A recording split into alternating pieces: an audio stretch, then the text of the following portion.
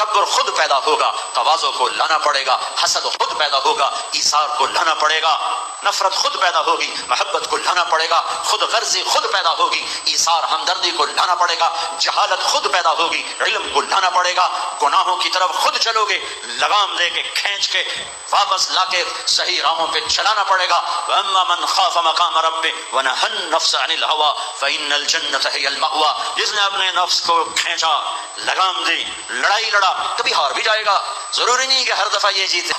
میرے رب کو پتا تھا یہ کبھی ہارے گا، لہٰذا میرے اللہ نے توبہ کا دروازہ رکھ دیا۔ اگر کبھی نفس کے ہاتھوں ہار جاؤ تو ڈرنا نہیں، کپڑے جھاڑ کے میرے پاس آ جانا، کہنا یا اللہ معاف، تو میں کہوں گا جاؤ معاف کیا۔ نیک بننے کا، پاکیزہ بننے کا مطلب یہ نہیں ہے کہ اب یہ مرد عورت گناہ نہیں کرے گا، گناہ ہوگا، لیکن گندا اور پاک فرق کیا ہے؟ گندا گندگی میں مطمئن ہوگا، پاک گندا ہو کے روئے دھوئے گا۔